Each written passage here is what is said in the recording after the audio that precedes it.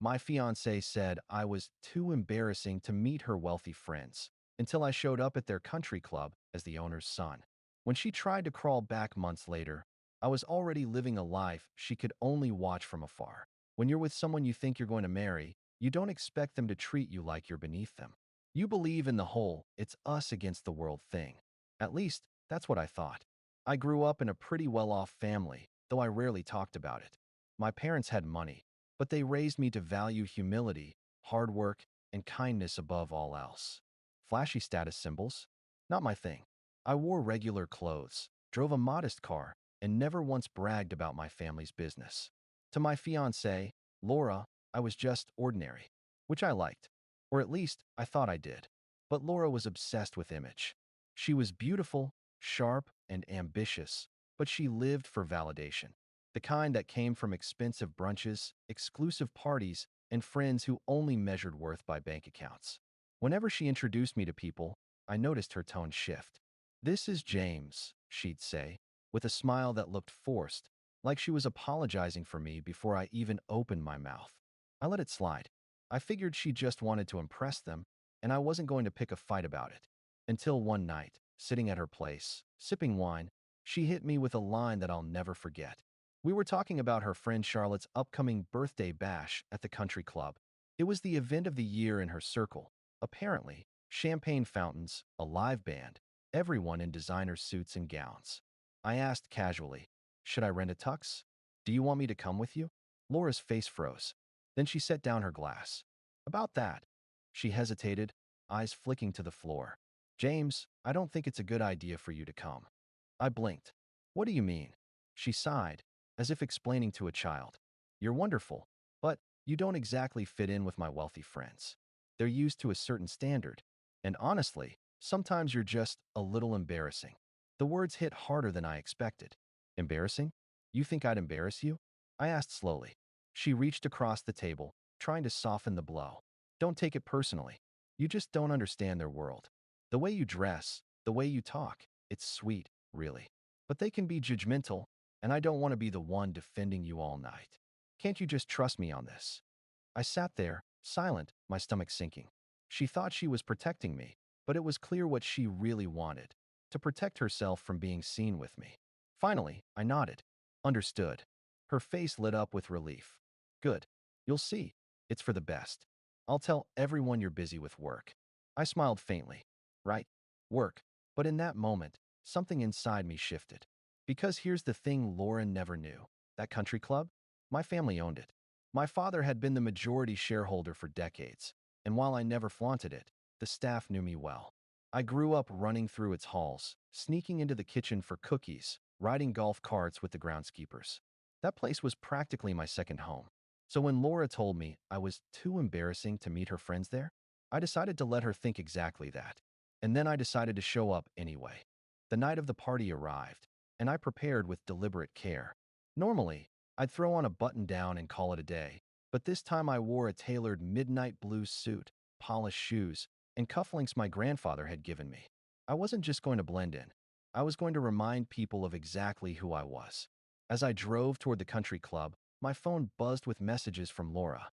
"Don't forget, just relax tonight at home, okay? I'll call you after. Wish me luck. Can't wait to tell you all about it." I typed back one word: "Sure." She thought she had everything under control.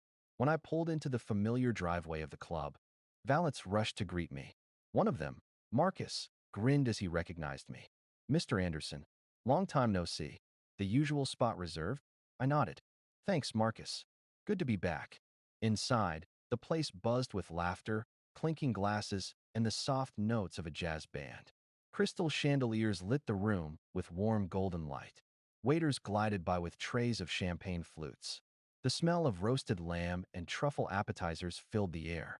And in the center of it all, I spotted Laura. She looked radiant, dressed in a flowing emerald green gown, her hair curled perfectly, makeup flawless. On her arm was Charlotte, the birthday girl, surrounded by their tight-knit circle of wealthy, polished friends.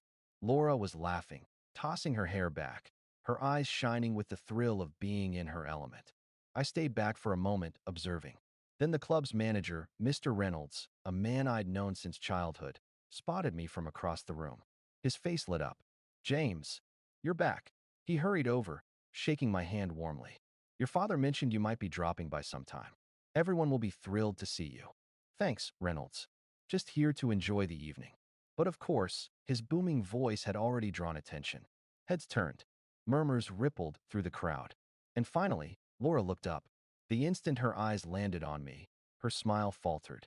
I walked forward, calm, collected, greeting people along the way, some of whom recognized me immediately. James Anderson? Wow. I didn't realize you were in town, one man exclaimed. Another clapped me on the back, talking about golf tournaments we'd played in years ago. By the time I reached Laura, the tension was thick enough to cut. She blinked, her voice trembling. James? What are you doing here? I gave her the same easy smile I'd offered at her apartment when she told me I was too embarrassing. I had some free time. Thought I'd come see what this world of yours looks like. Her friends exchanged puzzled glances. One of them, a tall man in a designer suit, smirked. Laura, you said your boyfriend was, what was it? An accountant? Didn't expect him to show up here.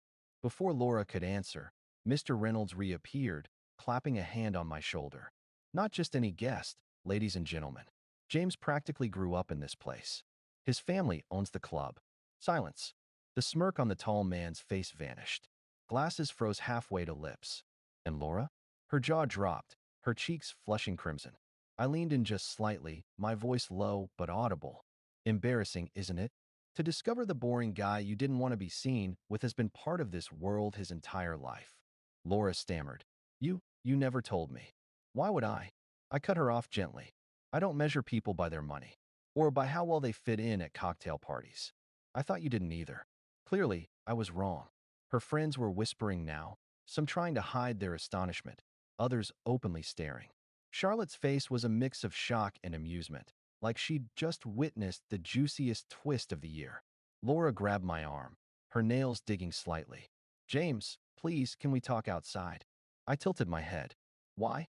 So you can explain how I wasn't good enough for your friends until I became useful for your image. She flinched. I straightened, raising my glass as a waiter passed by. To Charlotte, I said warmly, addressing the crowd. Happy birthday. And thank you for letting me crash the party. The room chuckled politely, glasses clinked, and the moment moved on. But Laura stood frozen, humiliated, her perfect night unraveling. For me, it was just the beginning. Update 1. After that night at the country club, things between Laura and me shifted in ways I had expected, but not entirely prepared for. The next morning, I woke up to a storm of missed calls and texts. Laura had started with frantic apologies, then slid into long paragraphs about misunderstandings and bad timing, before eventually descending into anger and blame. You blindsided me. James, you made me look like a fool in front of everyone. Why didn't you tell me? You let me embarrass myself. We can fix this, but you need to take responsibility too. That last part made me laugh bitterly. Take responsibility? For what? For not announcing my family's background like some resumed bullet point. I ignored her messages that day. Instead, I went about my routine, coffee, emails, gym. It felt liberating not to explain myself to anyone. Yet I knew it wasn't over. Laura wasn't the type to quietly bow out. Sure enough, around noon, she showed up at my apartment. I opened the door to find her standing there, makeup smudged from crying, hair pulled back hastily, eyes wide with desperation. She didn't even wait for me to speak. James, please just hear me out. I crossed my arms. All right, talk. She stepped inside, pacing. I didn't mean what I said at the apartment. About you being embarrassing. It was stupid, shallow, and she swallowed. I just wanted to impress them. Those people, they can be cruel, James. If they think you're not good enough, they'll shut you out. And you didn't think I was good enough either. Her silence was answer enough. I walked past her and sat on the couch. Laura, I don't care if people think I'm boring. What I do care about is respect. And you showed me, very clearly, how much you respected me. Tears welled in her eyes. She knelt in front of me, gripping my hands. I love you. I do. I was stupid. Selfish. I panicked. You're the best thing that's ever happened to me, James. I don't care about the others anymore. I just want us. I studied her face. I'd seen her cry before, but this was different. This wasn't just remorse, it was fear.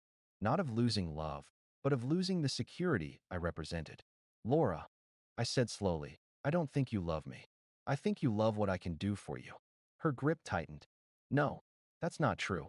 Please, I'll prove it. Give me another chance. For a brief moment, I considered it. For years together. Countless memories. Was I really ready to walk away completely? But then I remembered the way she had laughed at that man's joke, the way she had dismissed me without hesitation. Not once, not twice, repeatedly. Love doesn't erase patterns. I pulled my hands away. You don't get to rebuild trust after setting it on fire just because you regret the smoke. Her face crumpled. She reached out again, but I stood up. Laura, this isn't about money or class or friends. This is about dignity. Mine. And I won't trade it for someone who sees me as an accessory. She sobbed quietly, whispering, so that's it. I walked to the door and opened it. That's it. She hesitated, trembling, then walked out. For the first time since I'd met her, she didn't look composed. She looked lost. As the door clicked shut, I leaned against it, exhaling slowly. I thought I would feel empty, but instead, I felt light, free. And yet, as I scrolled later through social media, seeing pictures of Laura still clinging to that circle of elite friends, posting filtered smiles, I knew this wasn't the last time I'd hear from her. Not by a long shot. Final update. It's been just over 6 months since I shut the door on Laura. 6 months of silence, growth, and rediscovering myself without the constant weight of her expectations pressing down on me. At first, she tried to reach out.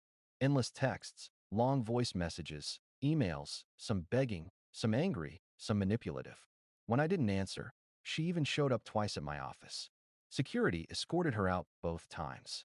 Eventually, the flood turned into a trickle, and then it stopped.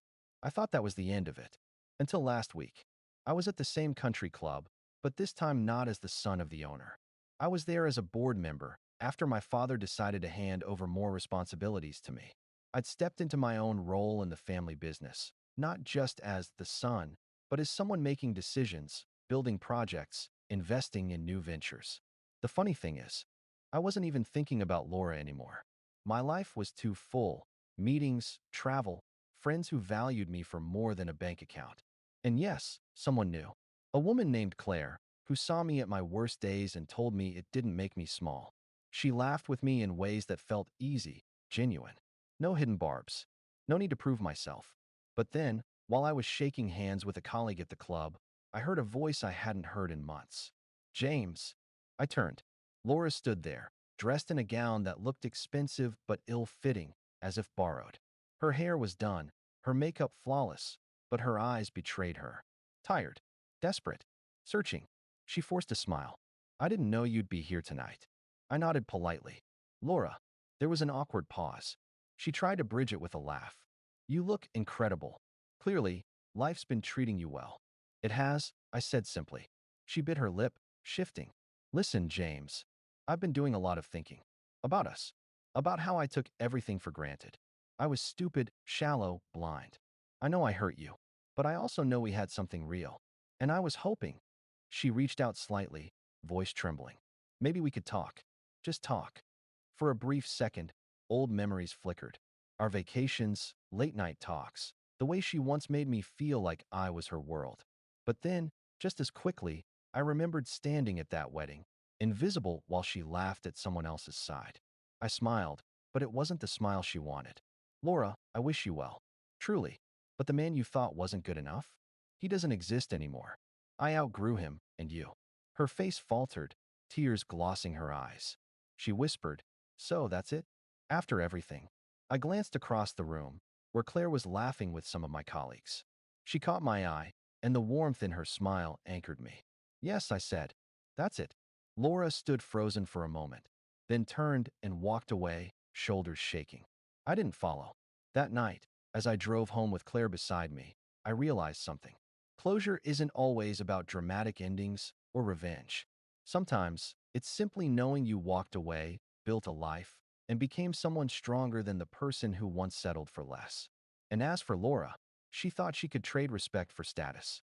But in the end, she lost both.